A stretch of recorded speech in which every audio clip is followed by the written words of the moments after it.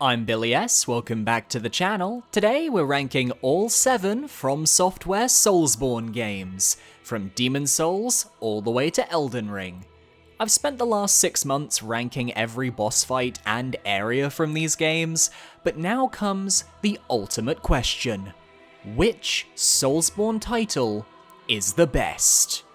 So this list is going to be highly subjective, as I know there's at least one viewer out there who considers one of these games as their favourites, so please be aware that the worst game in this context doesn't mean bad.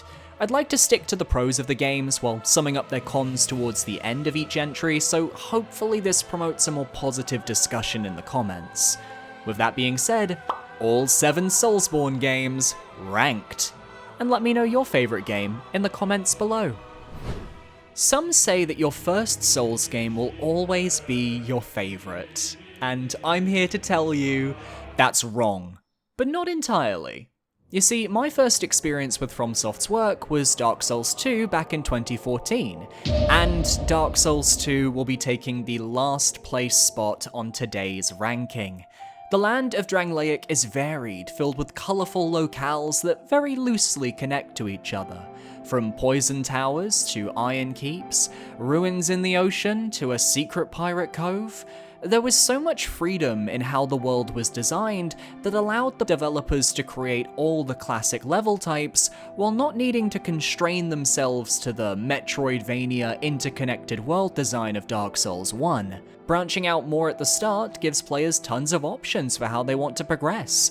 Do you take the normal path through the Forest of Fallen Giants and Hyde's Tower of Flame, or do you find a fragrant branch of yore and head through the shaded woods to Brightstone Cove Seldora?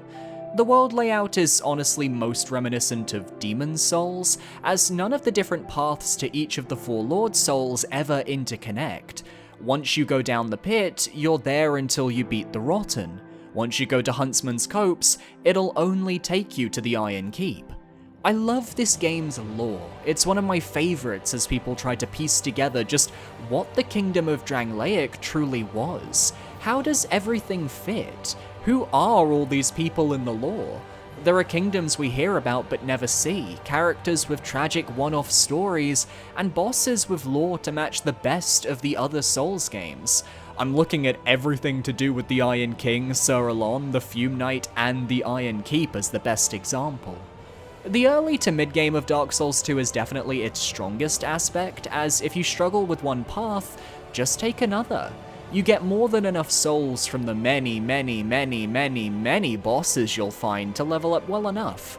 If you get enough levels, maybe you'll be able to dip into power stancing, which was a mechanic brought back in Elden Ring. Or if you need to farm souls, pop a bonfire ascetic and move the area to its New Game Plus variant, respawning the boss. I'm shocked this mechanic hasn't been reused in any way since Dark Souls 2, but I imagine applying bonfire ascetics to a more balanced Souls game could prove disastrous. And yet while I have fond memories of Dark Souls 2 2014, I have less fond memories of Scholar of the First Sin. While it adds the fantastic trio of DLCs into the base game, including some of the best boss fights and areas, as well as some of the worst, Scholar of the First Sin makes a lot of changes to the base game that, for me, fall flat. Additional fragrant branches of yore usage is pretty annoying, stopping you from exploring the final portion of the tutorial and locking off various passages throughout Drangleic, some that are required to go through to progress a level. Enemy AI was changed to be more aggressive, with a focus on proximity triggers that can have an entire level's worth of enemies charging you as you step through the front door. And certain areas are just made more ganky, with enemy placement that is purposefully designed to either get the player killed, or just generally troll them. Now this isn't something new to FromSoftware, but it feels far more blatant and malicious in Scholar of the First Sin than anywhere else, and that's the problem I have. Boss runbacks can be brutal, and I believe Dark Souls 2 has some of the worst in the series, but at the same time, I respect that this game doesn't treat you with respect, because it forces you to get good and master the rather odd mechanics to overcome the obstacles in your way. as long as you level adaptability, otherwise you won't have the iframes you need to dodge through enemy attacks if you're not running a shield build. Nor will you have the best Estus chugging speed, because the Estus flask in this game isn't a get out of jail free card for healing, but a risky move that could get you killed if you heal at the wrong time. The only reason this works is because Dark Souls 2 is an incredibly slow-paced game, but I found myself wishing I could go back to the more comfortable healing methods of the older and newer games. Life gems are fun though, not clamoring for them to make a return, but they weren't as awful as people made them out to be. And while the visuals of Dark Souls 2 haven't aged well, the lighting engine looks really bad with everything looking weirdly bright, the OST is fantastic. A majority of the boss tracks are either really hype or surprisingly beautiful. Chances are for this segment you're listening to the Majula theme, which is one of my favourite Soulsborne music tracks. At the end of the day, Dark Souls 2 is a good game. It's just a product of needing to follow up the original Dark Souls, but only taking in the feedback of the difficulty, being developed by the B team, and having a redone version of the game that missed the point of what players really wanted. Scholar has its defenders, and if you're one of them, more power to you. I firmly believe everyone is entitled to their opinions as long as they remain respectful, and I've seen the arguments in various YouTube video essays. Pero para mí, I'd just rather play one of the other games first and save Dark Souls 2 as a game I'll play once every half a decade to remember the nostalgia of what got me into the series. Going from the first Souls game I ever played to the last Souls game I ever played, the next spot on our list goes to the one that started it all, Demon's Souls for the PS3. I haven't played the PS5 remake as I don't own a PS5 yet, but hey, if this channel gets popular enough and people subscribe, wink wink nudge nudge, maybe I'll be able to afford one for my partner and I. So, straight away, my favourite aspect of Demon's Souls is how unapologetically you can see the inspiration for all the other games in the series on its sleeve. From minute one, entering the tutorial zone and thinking, this reminds me of Undead Burg a little bit. Meeting the Vanguard demon and thinking, Big Booty was here from the beginning? Or running through Boletaria and realizing that going up the walls of 1-1 is almost exactly the same as scaling the early walls of Stormvale Castle in Elden Ring. What's magical is that these brilliant levels with sprawling pathways to explore that reminded me so much of Dark Souls were the originals. FromSoftware were this good at level design from the very beginning, and the Archstones carry the weight of Demon's Souls on their backs. Because the Voss selection is certainly one of the weakest in the franchise, focusing more on solving the puzzle of the encounter to progress further into each world. Many of the fights are gimmicky and don't really revolve around your build or how you've made your character. Every single archdemon aside from False King Allant revolves around a unique gimmick, be it stealth, the Storm Ruler, PvP, or just being a cinematic story boss. Meanwhile, with just 2 major levels per Archstone, with Boletaria having 4, they're where you spend most of your time. And Demon's Souls' atmosphere is paramount. Have you ever sat still in 3-1 on the PS3 version of the game, listening to the screams of Rydell in the cell above, the jingling of the Mind Flayers, the moans of the undead who have lost their minds in those cells? I don't think any other game has remotely come close to Demon's Souls' pure take on atmosphere. It's somehow both in your face and understated, and it goes so under the radar.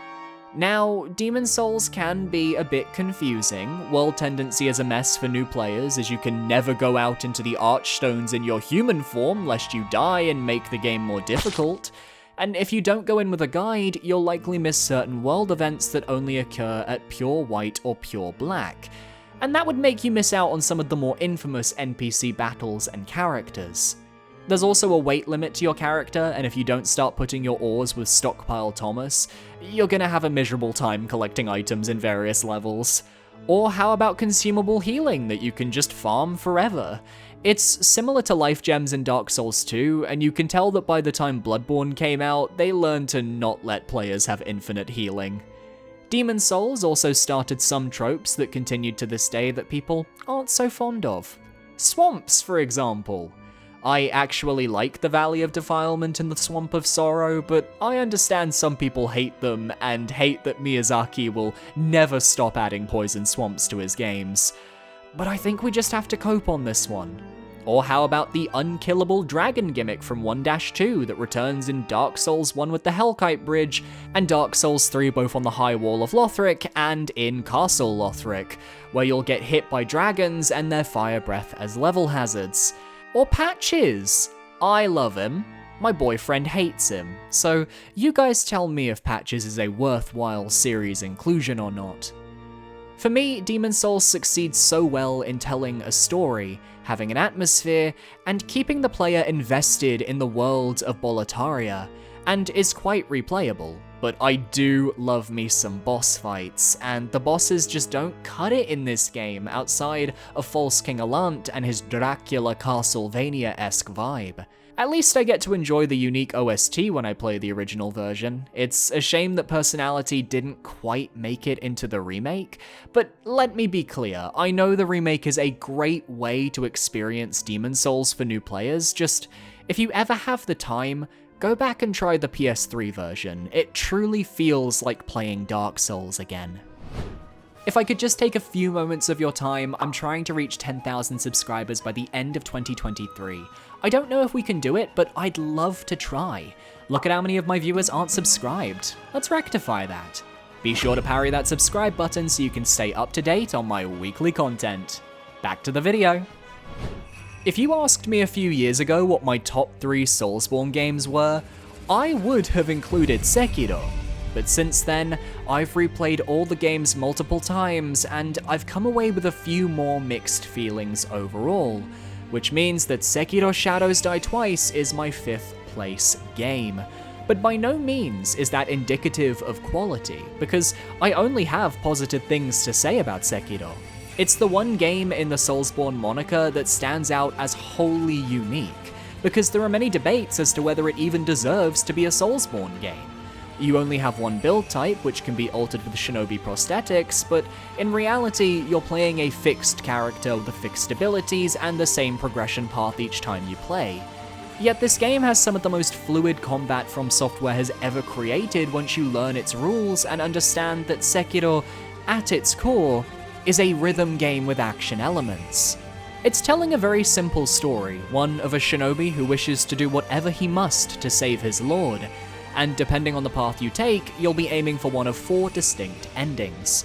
But those endings are actually my biggest issue with Sekiro, so let me get that out of the way first.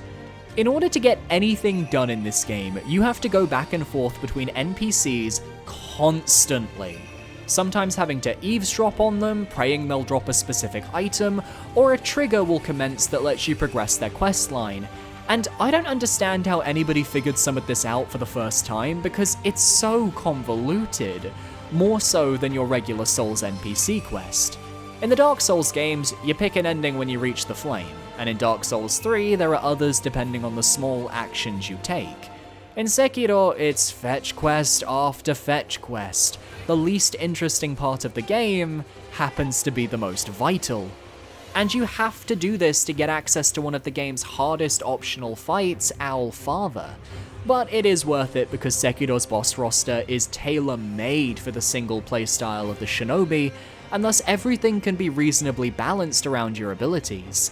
It's less like playing a Souls game and more like playing a DMC game, except that enemy is another player who's also incredibly good at combos. Whether it's regular enemies, mini-bosses, or main bosses, you'll be dancing around them, deflecting attacks, learning their unblockables, and picking up on their unique rhythm to overcome them.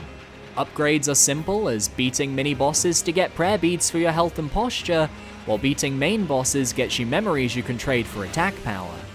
Your shinobi prosthetic becomes vital, both as a tool for battle with the sheer quality of items from shuriken to a shield umbrella to firecrackers, but also a tool for navigation. That grappling hook single-handedly changed how FromSoftware developed its areas, giving them more freedom than they've ever had in the past. And I believe it's what inspired Elden Ring's Legacy Dungeon level design with the addition of a simple jump button. Though at the same time, Sekiro's weakness is also its areas. they're just not as memorable for the most part compared to the rest of the Soulsborne games. It's a lot of the same aesthetic, ruined Japanese homesteads and snowy mountains, with the occasional Senpo Temple, Mibu Village, and Fountainhead Palace to break the monotony with splashes of color. But centralizing most of your journey from Ashina Castle gives you a lot of freedom in how you approach Sekiro's challenge. Do you go for the Mortal Blade at Senpo first to give yourself an easier time against the Guardian Ape and the Corrupted Monk? Towards the end of the game, do you just go to Fountainhead Palace, or will you follow Emma's quest to unlock the second Hirata estate memory? You always have other things to be doing at every moment of the game. That freedom is awesome, spectacular, worthwhile. Sekiro's OST isn't as memorable as the other games in the series, but has a few standout tracks. Genichiro's battle theme, which you'll likely hear most of all, Great Shinobi Owl atop the Ashina lookout, and Emma the Gentle Blade with her melancholic resignation to her fate to stop you should you pick the path of Shura. Nothing will feel better in Soulsborne than perfectly deflecting the attacks of some of the toughest bosses in the game, but at the same time, there are just elements of Sekiro that don't scream Soulsborne as loudly as the rest. And I find that when I want to replay Sekiro, it's not as a Soulsborne title, but just as a standalone fun time. So for me, that's why I can't rank it any higher despite only really singing its praises. If you haven't played Sekiro yet because you don't know if it's for you, please give it a go. If you get the opportunity, it's so worth it. It takes a while to click, but if you can beat the Genichiro Ashina fight atop Ashina Castle, the game will click for you, and you will be able to power through. There is something very difficult about ranking a game like Elden Ring. With its open world nature and the sheer amount of content at your disposal, you'd think it would be the best Soulsborne game, at the very least the best bang for your buck, but that's a discussion for another video entirely. I would argue there's almost too much content in Elden Ring, to the detriment of those of us who take on the dangerous, perilous task of completing every side dungeon, catacomb, field boss, etc., as we see both the immense amount of work placed into every aspect of the game, but also its flaws that start to crack the deeper you dig. I recognize, however, that the majority of players won't be going for 100% completion, just wanting to see the game through to the credits, don't worry about that. Elden Ring is going to be the definitive Soulsborne game for this generation, like Dark Souls 1 was before it. People are going to talk about it for years to come, and even me replaying this game just 1 year after my original playthrough, I've done a complete 180 on many aspects of the game for the positive. When Elden Ring first launched, many critiques were lobbied at the difficulty of the endgame, the reuse of certain bosses throughout the world that cheapened their main appearance, and the need for spirit summons. And while one of those arguments still holds weight, the other two have completely fallen by the wayside. The endgame difficulty, for example, had its perspective skewed because, let's be real, none of us knew what we were doing on our first playthroughs. We had no idea where we should be placing our stats or what the recommended ones would end up being, so with so many new items with crazy stat requirements, there was a lot of respecking at Renala to try out new builds. Now, we all know to level Vigor at least to level 40 or 50 by the time you reach the mountaintops, and if you do that, you will be fine for most of the endgame content. I ran a dex build this time around with a few extra stats spread about so I could use the Morgoth's Cursed Greatsword as a backup boss weapon, so most of my stats went into dex, and then once I'd hit what I wanted, I just started pumping into stamina. This worked. Elden Ring's endgame was easier. With this current playthrough, I also neglected to use spirit summons so I could see how the game felt and whether any bosses were actually built with spirit summons in mind. As it turns out, and perhaps this is because I played all the other games before doing Elden Ring, but I was fine. The only boss I wish I could have summoned for was Malenia, and she's clearly the exception, not the rule. Elden Ring was well balanced around the traditional Souls playstyle, we just needed time to get used to it, and with that balance comes a newfound appreciation for Elden Ring's design.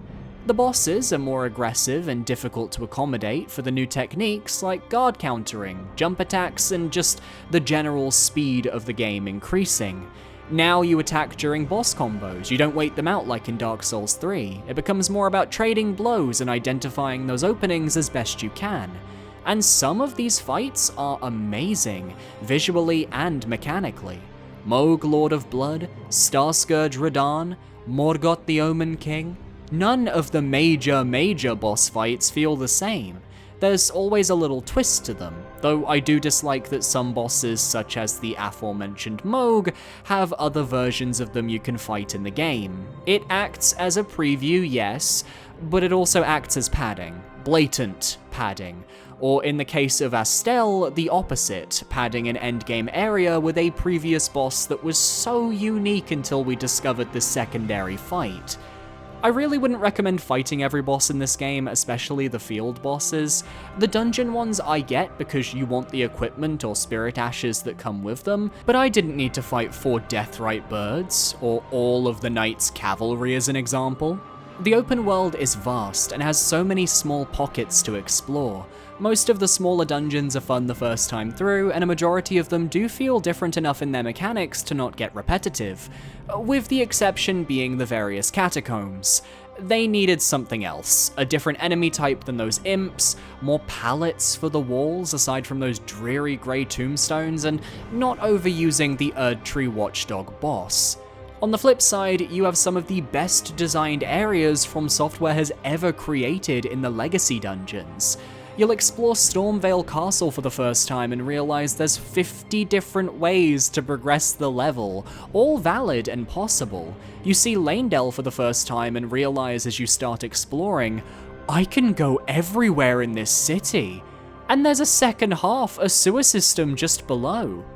Or how about going down to Shifra River for the first time and being blown away by the sheer size and scope of the underground, the elevator taking a whole minute to get you down there. The map just keeps expanding and expanding, with more locations to see, more dungeons to face, more bosses to defeat, and that's not including the secret areas like the Halig Tree or Mohgwyn Palace. And there's gonna be DLC coming in, I assume, 2024? This game is going to be insane once it's truly complete. But it's the small things that I love about Elden Ring that really work. Just clearing an enemy encampment and getting a refill of your Crimson Flasks so you can continue exploring without needing to rest at a grace is so convenient, and needs to be a thing in future Souls games. Collecting cookbooks and learning how to craft your own throwable consumables, each tied to collectible pots and perfume bottles, or creating your own grease to apply to your weapons for elemental damage. I know the crafting system isn't everyone's cup of tea, but I found myself enjoying it on my recent playthrough, even if it's just for the thrill of the hunt. And while NPCs are difficult to track in this game, the actual storylines are a lot of fun. Rani's questline is basically the canon ending for most players, Blythe and Alexander are both tragic figures in their own right, and what about Sellen, who wishes to further the knowledge of Glintstone sorceries, only to end up like this? My main issue with Elden Ring for me that keeps it out of my top 3 is a lack of replayability. It took me an entire year to pick this game back up again, and I suspect I won't be playing it again until the DLC launches. It's just such a commitment, and such a time sink, that while I'd love to get good at some of the endgame bosses like Godfrey, I don't want to replay such a long game again just to reach him. It doesn't appeal to me in the same way it does others, and I wish Elden Ring had a Sekiro-style boss gauntlet for all the main memory bosses and a few select others. It would solve so many of my problems. I guess I'll settle for listening to all the banger boss themes on YouTube instead. Ranking my top 3 is like picking between my children. They're my 3 very clear comfort games when it comes to Soulsborne, and you've seen my love for them over the last half a year. And to my shock, Dark Souls 3 is my 3rd place spot. The finale of the Souls series, Dark Souls 3 had the job of bringing to a close the story of the Dark Souls games, and this was the first Souls game I had the opportunity to play at launch. You see, Dark Souls 2 I picked up half a year after it came out, though I'd seen YouTubers playing it in videos, and my family couldn't afford a PS4, so Bloodborne wasn't happening, but Dark Souls 3? I could play that. There was something very magical about getting to experience this new world alongside everyone else, discovering hidden areas and bosses off the beaten path, checking out cool new weapons and discovering armor sets from past games that had everyone excited. This feeling only furthered when the DLCs came out and I got to play them as well from moment zero. The Ashes of Ariandel DLC remains a treasured memory, as I got offered a moderation job with streamer Sinnoh Beats back in the day, and this was the last game he played before I got sent that offer. Meanwhile, the Ringed City was the be-all and end-all. You just had to be there when Gale revealed the blood of the Dark Soul, and everyone was convinced this was the end of an era for FromSoftware. Further enhanced by Sekiro being their next game, which was such a radical departure from what we came to know. You can see the testing grounds for Elden Ring in Dark Souls 3's new mechanics. The MP bar, weapon arts, multiple Estus Flask types, faster paced combat, larger areas to explore, bosses that became infamous for their second phases and more paced out movesets, which is weird to think that was a complaint back in the day, whereas now I really appreciate how the bosses were set up, giving you this gradual build up through the fights that escalated with that dynamic OST. Pretty much every boss in my top 12 Dark Souls 3 bosses deserves a shout out, so go watch that video. In the top right corner, you can hear my joy in my voice as I discuss them. Yuka Kitamura and Motoi Sakuraba did an amazing job on a majority of the Dark Souls 3 OST, and really nailed the orchestral sweeping sounds better than anyone else in the industry at the time. When a majority of this game's bosses are better than the average, it says a lot, especially as Souls players tend to focus heavily on boss fights as tests of skill and strength over everything else in the game. But where Dark Souls 3 falters for me, and why I sometimes find it a little hard to replay, is the areas and their pacing. The early game of Dark Souls 3 just isn't very good. On paper, starting with the High Wall of Lothric and the Undead Settlement is a great idea. They're both sprawling, complex levels that utilize verticality to their advantage and have a ton of secrets to find and explore. But then you get to the 1-2 punch of the Crucifixion Woods and Farron Keep. To an extent, you could even throw the Cathedral of the Deep and the Catacombs of Karthus in there, as while I love those areas, I know many players who actually find them tedious or overly large or just slow to get through. None of the early areas in Dark Souls 3 stand out in the same way that Darkroot Garden in Dark Souls 1 stood out, where you entered and suddenly it was nighttime. And having just come off the heels of Bloodborne, which while also looking very similar throughout the game, had an extremely strong gothic aesthetic to hold it together, Dark Souls 3 didn't have that. We'd seen the fantasy look done before, and we've seen it done again in Elden Ring. I think there was an element of fatigue at the time, and that remains to this day. I just know that when I think about replayability, my mind goes, do I really want to play DS3 right now? As opposed to, yeah, let's play DS3 right now. And that's perhaps the most damning evidence in my mind for this placement. Dark Souls 3 did so much right for the series, and clearly influences FromSoftware's games moving forwards with some of my favorite moments and bosses in the series, but it's not a balanced game, and the world leaves a lot to be desired, and for me, the world is paramount for getting me invested in the gameplay and the lore. It was a fitting end to the trilogy, and on a good day, would be my favorite Dark Souls game. But it has to take the bronze medal because... In second place, taking the silver, is Dark Souls 1.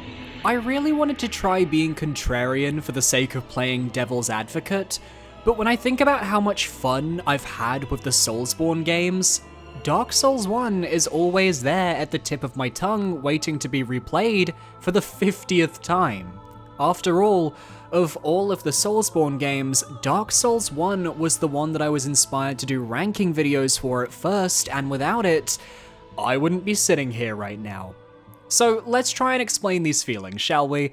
When I first played Dark Souls 1 via the Prepare to Die PC port, I played with a mouse and keyboard and no DS fix, because I'm just crazy like that. And yet, despite the amazing handicap I placed on myself, I still really enjoyed the game. Why? Well, I think it has to do with the genre, because Dark Souls 1 isn't just an action game, nor is it a JRPG.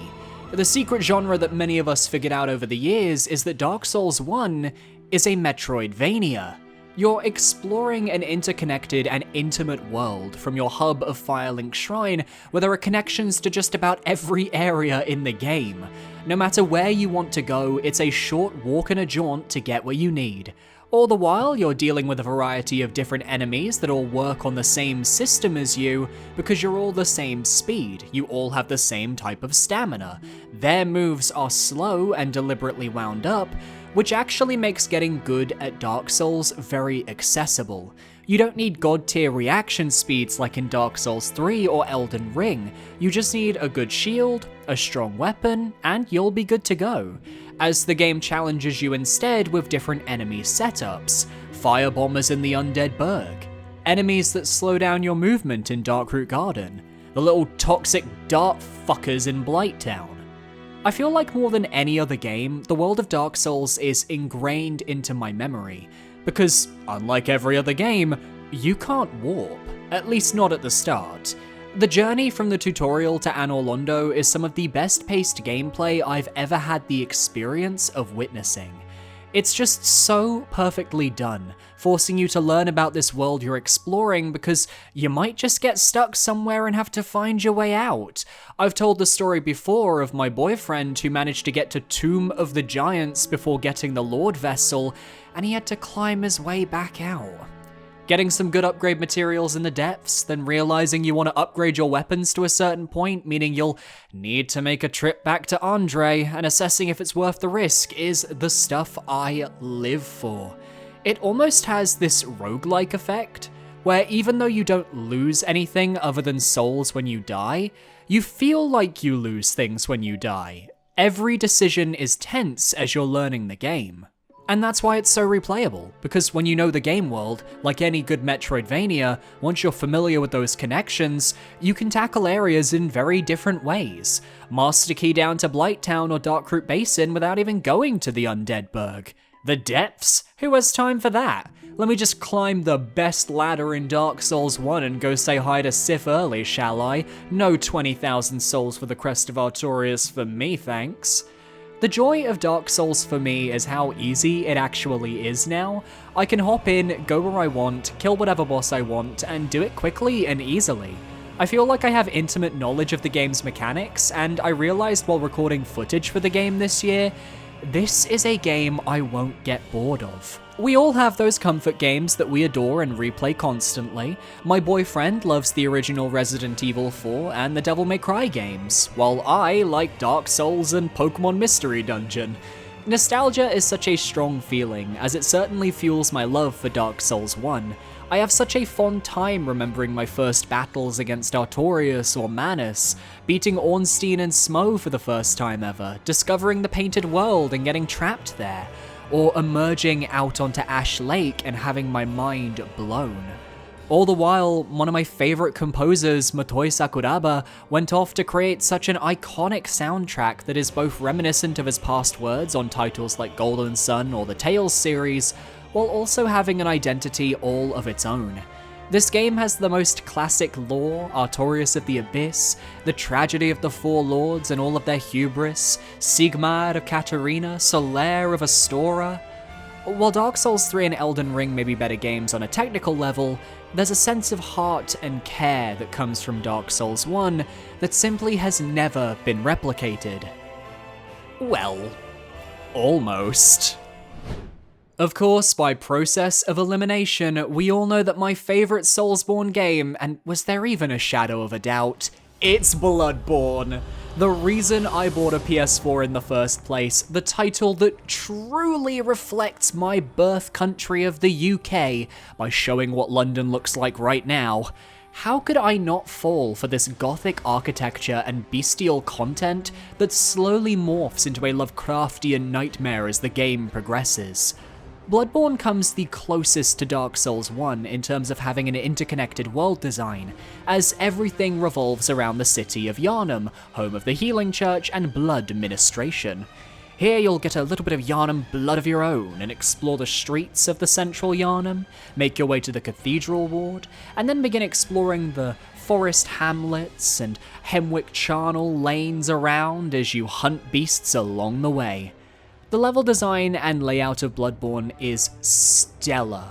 Central Yharnam is the perfect tutorial level that isn't too long or too short, and allows the player to experiment and explore at their leisure with so many nooks and crannies filled with extra items and goodies to find.